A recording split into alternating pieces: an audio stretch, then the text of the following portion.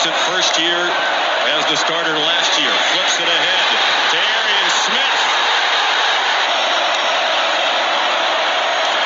Beck given time, now running out of it behind a veteran offensive line. He takes off running, has the first down, and stumbles down at the Clemson 43-yard line.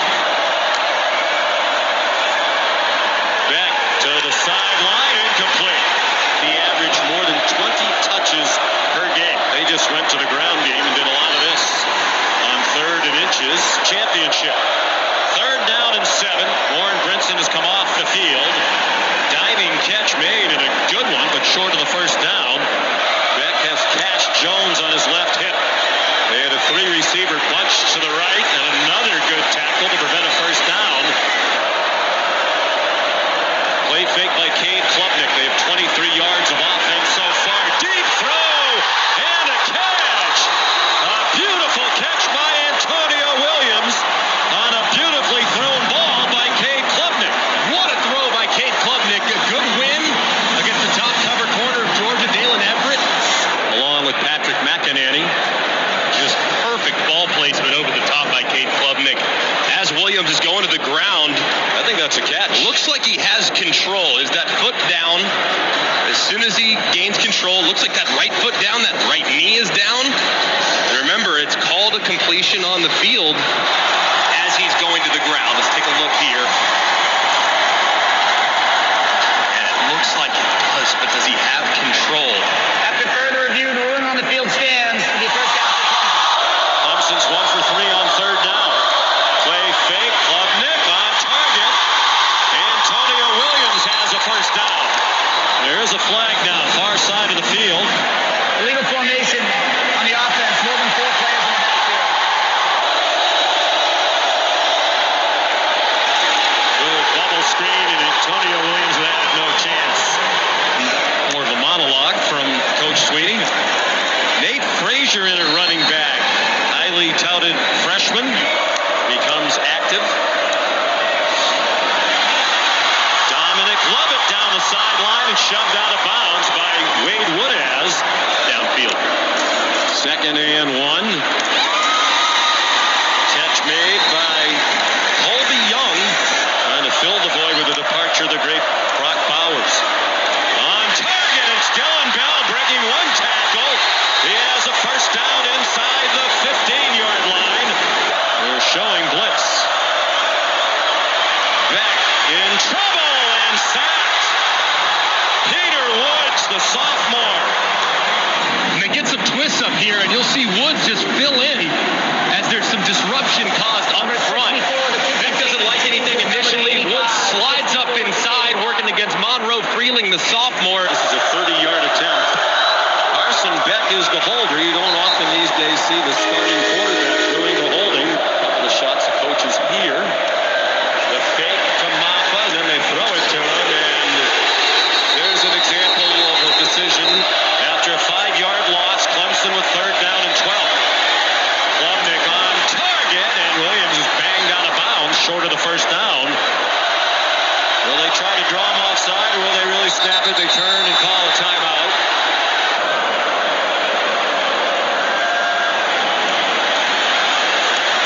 And it's Lawson Lucky.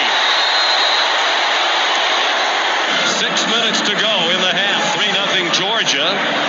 Robinson in trouble. And stopped behind the line. The initial contact by Peter Woods. They're 1 on 4 on 3rd down. They're not in field goal range. Here's Cash Jones. Tripped up. Beck is the holder.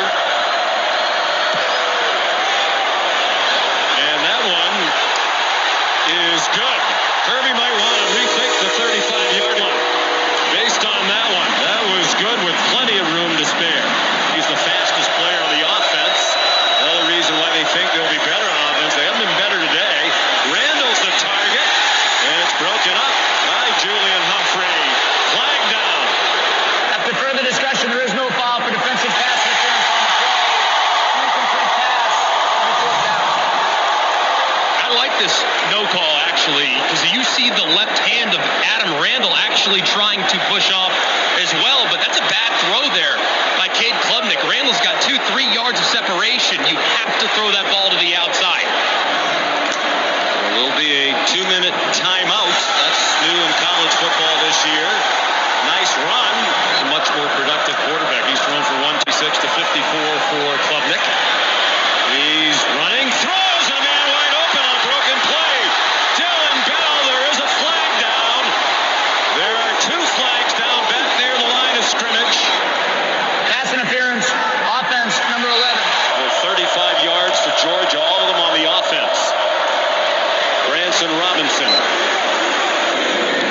Monken will take a knee. He's played only 77 yards of offense.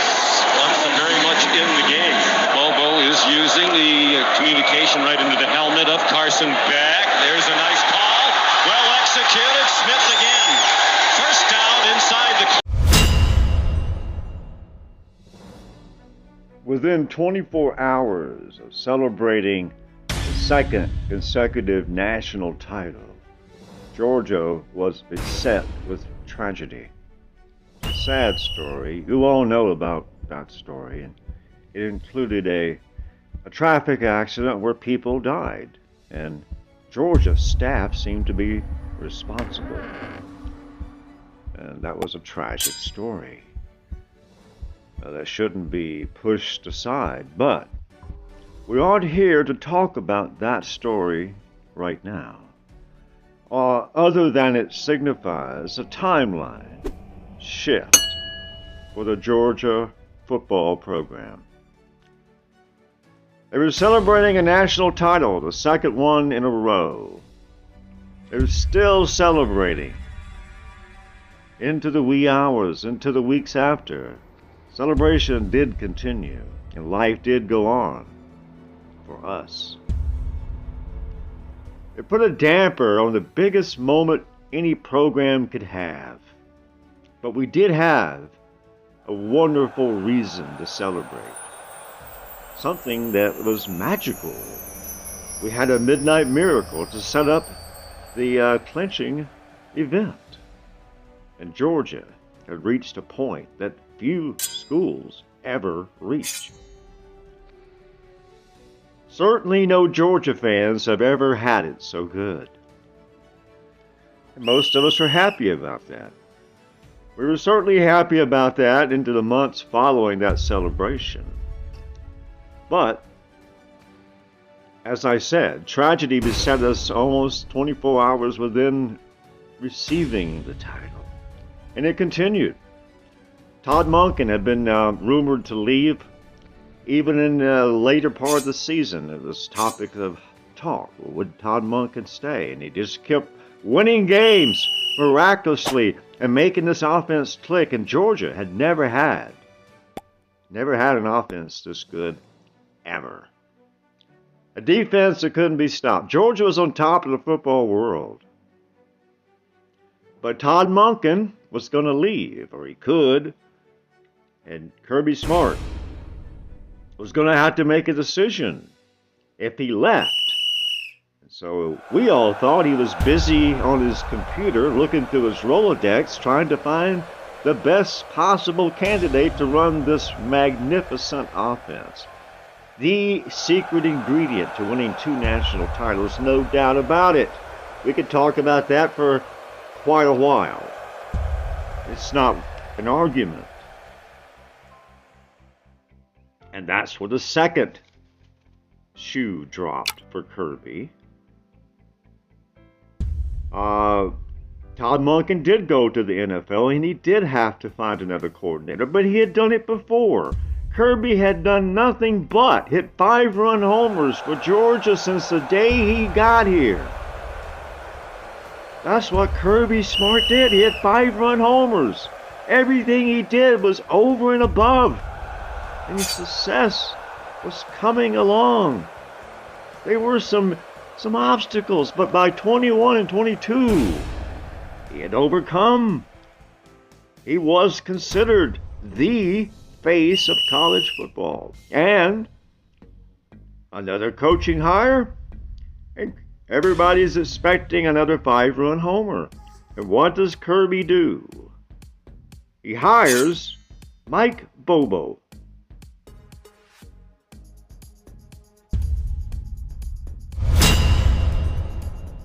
Now, Todd Monken was the driving force behind 2 championships, so you can't really debate that. Kirby wasn't always an offensive guru. 2019 stands to memory, but he fixed it. A 5-run homer. Todd Monken, just another 5-run homer.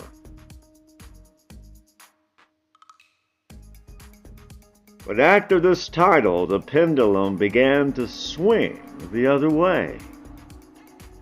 Starting by replacing Todd Monken with Mike Bobo, Kirby has always replaced great with greater.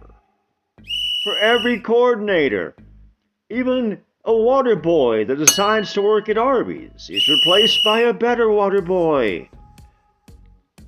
You lose great, you replace it with greater. 5-run homers. But Kirby did not conduct a nationwide search. At least we don't know anything about it because that's one of Kirby's 5-run homers. It all stops with him. He doesn't have to tell anybody what he does, and that's fine. He may have conducted a nationwide search, but he didn't tell anybody about it, and he hired Mike Bobo very quickly. So we assume he did not conduct a nationwide search. No names came up. A lot of times those things take months through the headlines. Kirby had it solved quickly. He called that a 5-run homer, but it wasn't. It was a foul ball at best. So Kirby, now the pendulum has swung, and Kirby doesn't even really need to hit 5-run homers anymore. He doesn't. He just needs to manage the game. He's top of the world. You don't have to hit 5-run home fly. We're happy. No one's complaining. We're not saying you have to hit 5-run homers, Kirby Smart. Not every time. But you have. But here, not only did you hit a foul ball, it may be that you struck out. Mike Bobo, in his first season at 2023, to a lot of people, he kept up. To some people, they pretend that it was the same thing. They went 12-0, only lost one game, just the one that mattered, like he's always done his entire career. I don't want to get into Bobo right this second. Slow starts, inconsistent play, and red zone issues are his trademark. He's got a patent on it.